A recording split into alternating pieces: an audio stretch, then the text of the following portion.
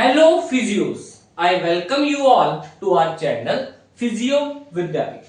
We are back with our next lecture on shoulder complex biomechanics, and here we are going to study about the stabilization or the stability of glenohumeral joint. Okay, so as you all know, my name is Vijay Kumar and let's get started. See, under the topic stabilization of glenohumeral joint, the stability can be either static stability or dynamic stability. So what do you mean by the term static stability? It is the stability of glenohumeral joint at rest. For example, now I am standing and I am doing no activity at my shoulder joint, and in this condition or at this point, the stability of my shoulder is given by some structures and that constitutes the static stability. But whenever I am doing this movement, I am writing on the board, okay, I am using hand gestures. Here my shoulder joint is in motion, that is in the dynamic manner. That stability is called the dynamic stability. So in this lecture we will study about the static stability. So before studying something, we will just understand what is the need of it. Okay, so under the static stability, what is the need of stability? In the first lecture of glenohumeral joint, I have explained that the head of humerus is quite larger. Okay, this head of humerus is larger as compared to the glenoid fossa. Okay, so that is why there is a lot of incongruency of the articular surface, so we need some stability. So first is that head of humerus is larger as compared to glenoid fossa, which means the joint is a incongruent. It is a incongruent joint, so we need stability. Another important aspect is that we are having a large number of degree of freedom, that is 3. Okay, flexion, extension, abduction, adduction, internal and external rotation, and also the circumduction. Okay, so due to this enormous, or we can say large amount of mobility, its stability is compromised. Okay, mobility is more, so compromises with stability. Okay, which means stability is very less, so we need some structures to make the shoulder joint stable. Okay, so another important thing, that how this static stability is maintained in the shoulder joint. But you will say, sir, when you are standing like this, which force is acting on your shoulder joint? Why you need the stability? Okay, so let me just draw here. This is humerus and this is scapula. Okay, I am standing like this. Okay, pen is on this side. Now I am standing. Now there is no forces except the external gravity force, which is continuously pushing my humerus inferiorly, that is in the caudal direction. Okay, so static stability is static stability, it counters the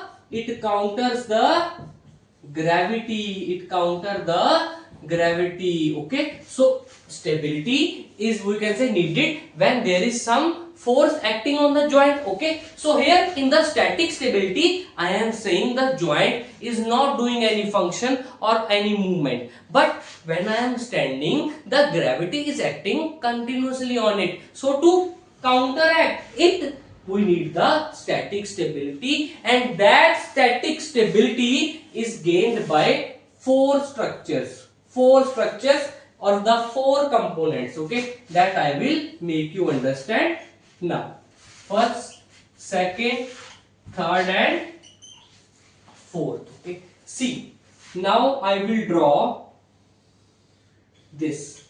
This is the force of gravity which is acting inferiorly, or we can say it is acting caudally or downward force. Now this force may tend to move the humerus downward and do the inferior dislocation, but my shoulder is very good, very healthy, there is no dislocation. How that is maintained? So first structure is RIC. RIC is expanded as rotator interval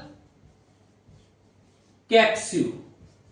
Okay, and rotator interval capsule have three components. It is consisting of superior glenohumeral capsule, superior glenohumeral ligament, and coracohumeral ligament. Okay, coracohumeral ligament. Okay, and this I have explained in the glenohumeral joint, where I have explained ligaments and capsule of the shoulder joint. There we have a complete, we can say, discussion of RIC. Okay, so RIC is expanded as rotator interval capsule. It have two ligaments and one capsule, and these are the structures which help to maintain the stability. So their action or line or action of force is like this. This is the force of RIC. Okay, RIC. So the first force, that is the force which is trying to move the head of humerus downward, is gravity force, and RIC is trying to maintain the head of humerus inside the glenoid fossa. It is this force. Now the resultant will be according to the parallelogram. So the resultant force is like this. Okay, I hope you understand the parallelogram. It is such that if two forces are acting on a point, such that if we make it on the other side, it make the parallelogram, then the diagonal of the parallelogram will give the resultant force. Okay, so this is the resultant force which is toward the glenoid fossa, that is trying to maintain head of humerus inside the glenoid fossa. So with this we have completed first component, that is the rotator interval capsule. Okay, so the first component which gives static stability is RIC. It is expanded as rotator interval capsule. It have three components: two ligament, one capsule or one part of capsule. Superior part of capsule, okay, superior glenohumeral ligament and coracohumeral ligament. Its force of direction is this. Gravity is definitely downward, and this is the resultant force. So now we will move toward the second component. Second component is the intra-articular pressure of capsule. Again we will draw the humerus, and this one is scapula. Okay, as we have studied that shoulder joint have a beautiful capsule. Okay, and this capsule is a airtight capsule. Okay, airtight capsule, which means it has some sort of negative pressure, and this negative pressure sucks the head of humerus inside the glenoid fossa, so provide the some sort of stability in the static position. Okay, so intra-articular pressure is of the capsule is very simple. We will write that shoulder joint have a capsule, okay, which cover both the surfaces, and that capsule have a negative pressure inside it, and that negative pressure try to keep the head of humerus inside the glenoid fossa, that is it suck the head of humerus toward glenoid fossa to maintain the stability. So this one is the second component. Next component, it is also very easy component. It is the orientation of glenoid fossa. Orientation of glenoid fossa. Again, this one is head of humerus. Now, the position of glenoid fossa is not like this. Okay, I have drawn the glenoid fossa. It is not like this. It is slightly upward rotated. It is slightly upward rotated, so that it help to, we can say, give a bony support to the head of humerus. Let me explain you. If the scapula is like this, okay? It will not hold the head of humerus and do not prevent head of humerus to move inferiorly. But if we will upward rotate it and place head of humerus here, it will give some sort of stability, okay? So here this upward rotation is upward rotation. How much degree? You have studied it in the resting position. It is 5 to 10 degree of the upward rotation, which help to provide a bony support to the head of humerus. Last is supraspinatus. But before making you understand about it, let me just recap this. First is RIC, that is gravity is acting downward, RIC is acting like this, and resultant is this. Negative intra-articular pressure, it suck the head of humerus toward the glenoid fossa. Orientation 5 to 10 degree upward rotation, give a bony block to the caudally moving head of humerus. Now first, second and third are purely static, and make sure you write one word when the arm is unloaded. Okay, so whenever my pen marker is in this hand, now this arm is hanging like this. So at this point the stability is by first, second and third. But whenever I hold some load on the arm, now also I am holding some books or copies in the hand and I am not doing any activity, just standing like this. That is, now the arm is loaded. So in this position or in this situation, this static stability, that is first, second and third point, is not able to provide the support by themselves or to provide the stability by themselves. So they need some another factor, that is supraspinatus. So here comes the activity of supraspinatus.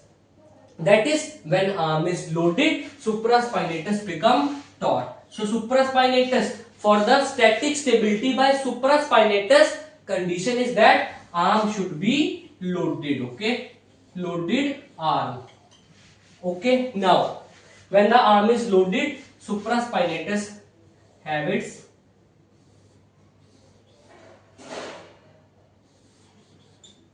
position or the line of pull like this. So it will give the stability to the shoulder joint.